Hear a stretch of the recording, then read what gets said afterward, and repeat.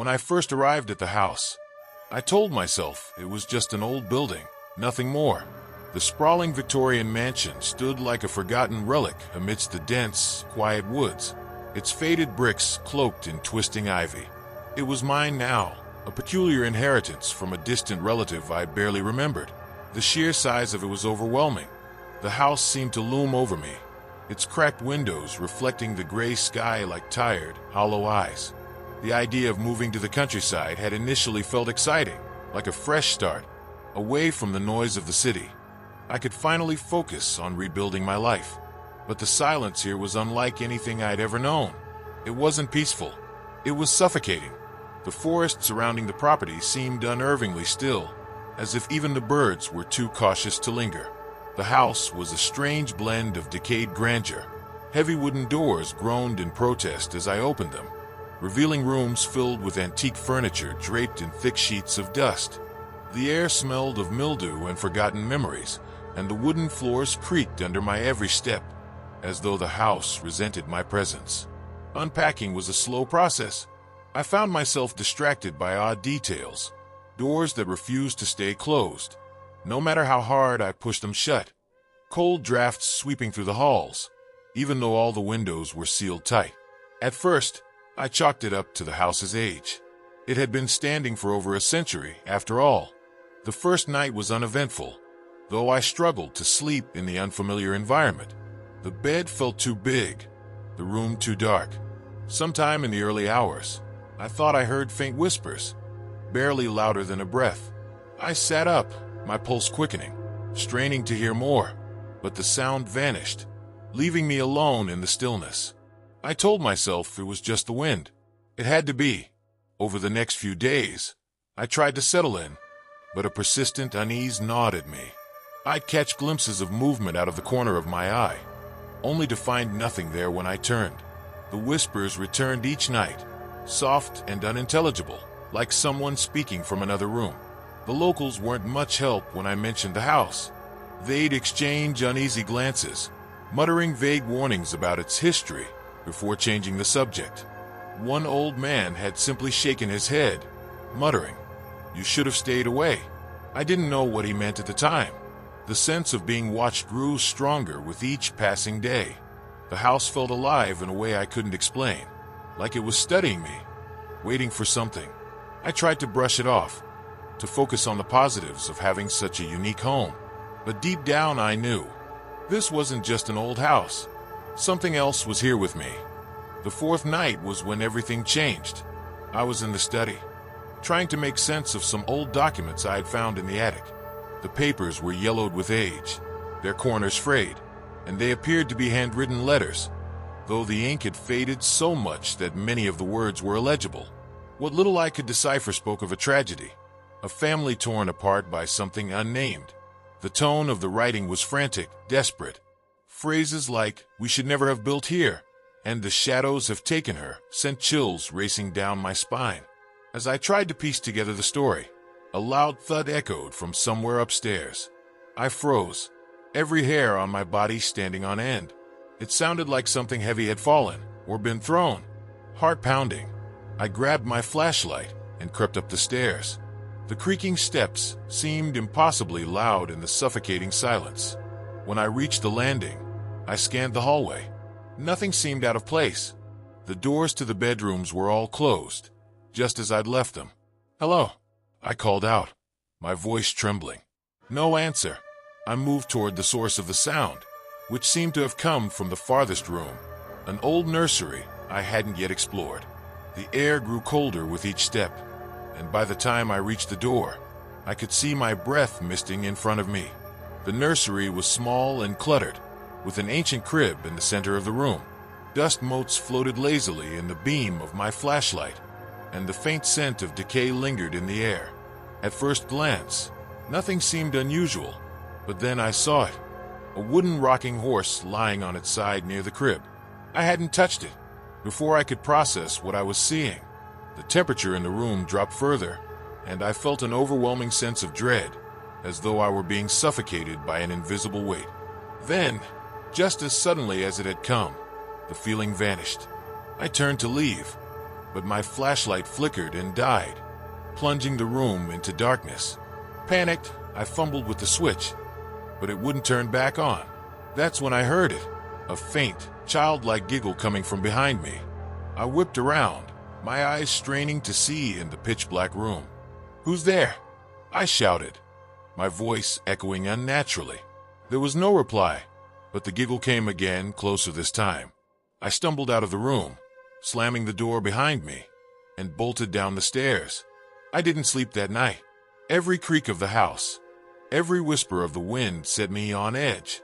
I kept telling myself it was just my imagination, that there had to be a rational explanation.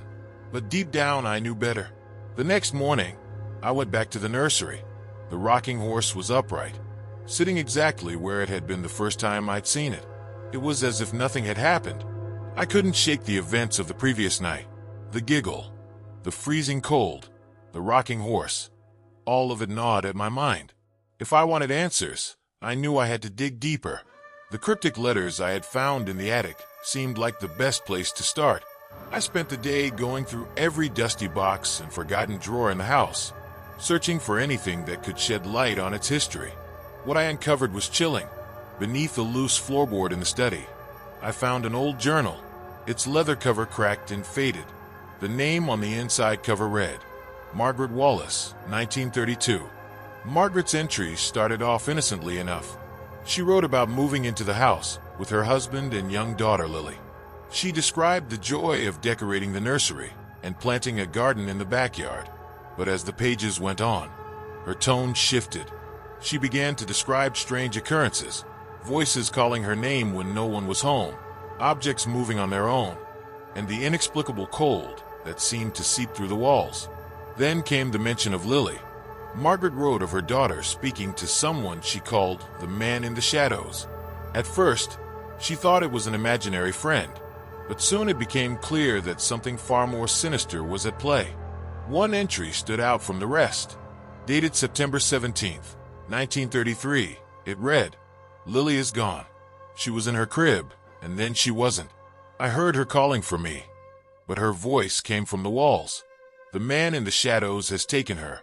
I begged him to bring her back, but all he did was laugh." My hands trembled as I read the words. It felt like the temperature in the room had dropped again, just like in the nursery the night before. I had a terrible sense that whatever had haunted Margaret and her family had never left. That night, I decided to stay awake and keep watch. If there was something in the house, I wanted to see it for myself. Around 2 a.m., I heard it. Faint whispers, just barely audible. They seemed to be coming from the walls, just as Margaret had described. I followed the sound, flashlight in hand, and it led me to the basement door. The basement was the one place I hadn't dared to explore yet. The air that seeped out as I opened the door was damp and cold, carrying the smell of mildew and something else, something metallic. I descended the creaking wooden stairs, my flashlight casting long shadows on the stone walls.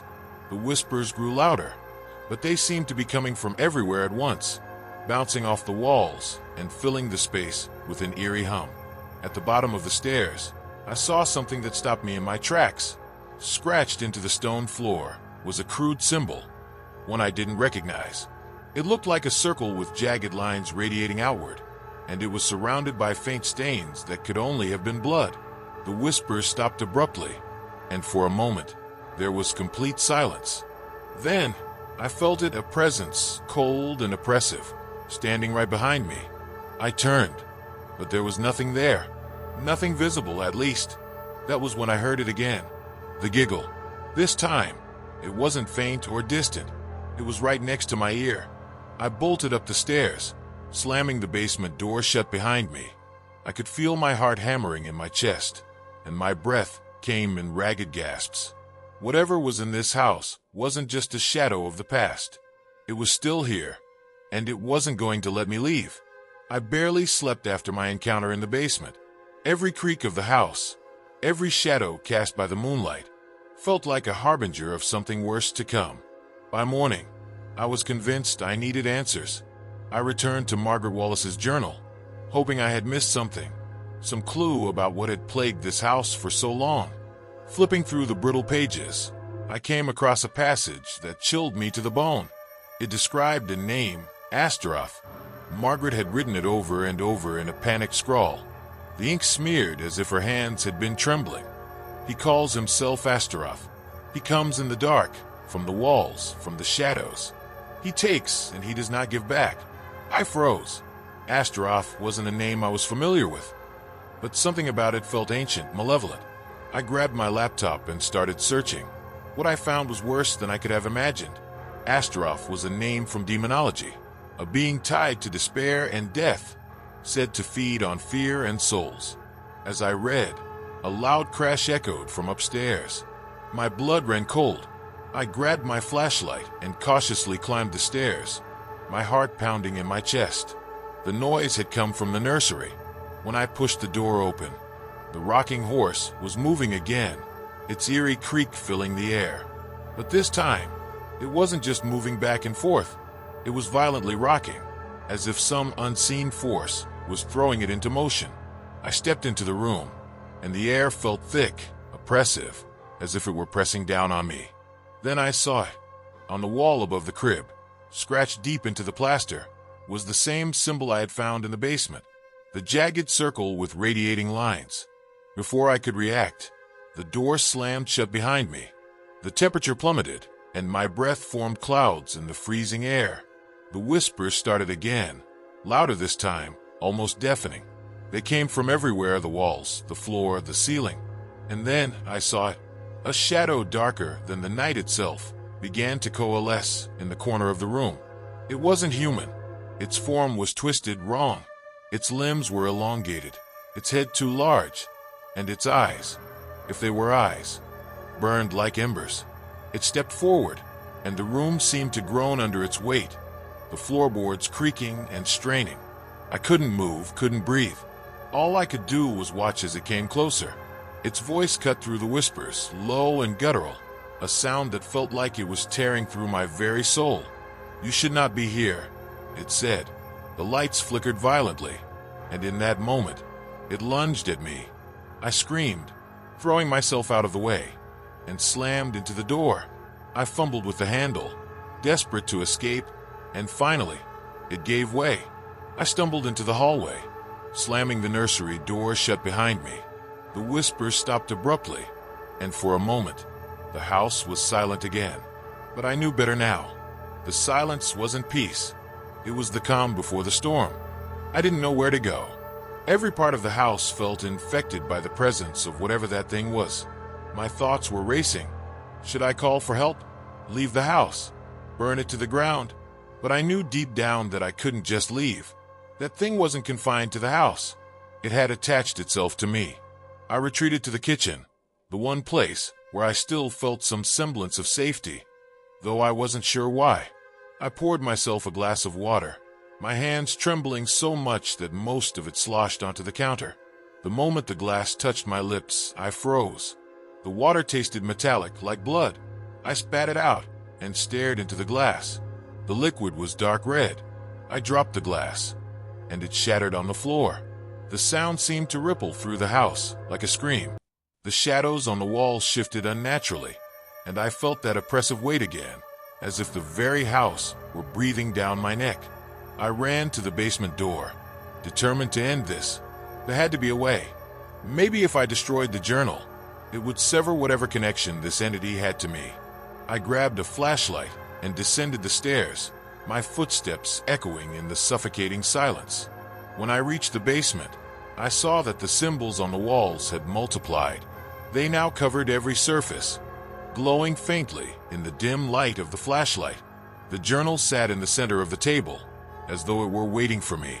I flipped through its pages, and they were no longer blank. Every single page was filled with jagged writing in that same panicked scrawl. "He sees you. He hears you. He knows you." Over and over again, the flashlight flickered, and a cold wind swept through the basement, though there were no windows or vents. The light went out entirely, plunging me into darkness. And then I heard it, the sound of something wet dragging across the floor. "Leave this place," the guttural voice growled, closer now. The flashlight sputtered back to life for just a moment, and I saw it standing only a few feet away from me. Its form was clearer now, its twisted limbs and burning eyes more horrifying than I could have imagined. But its face looked almost human, distorted as though it had been stretched and warped into something monstrous. I screamed and threw the journal into the corner, determined to flee, but the thing lunged at me. Its icy hand wrapped around my wrist, and I felt a searing pain shoot up my arm. Images flooded my mind: war, death, fire.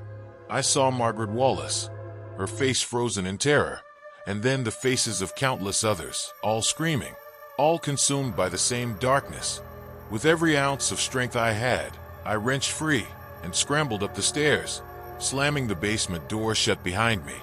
The house was alive now. The walls groaned, the floorboards buckled, and the whispers were deafening. I ran outside into the night, gasping for air. But even as I stood on the lawn, under the cold light of the moon, I could feel it, the weight of its gaze. It wasn't just in the house anymore. It was everywhere,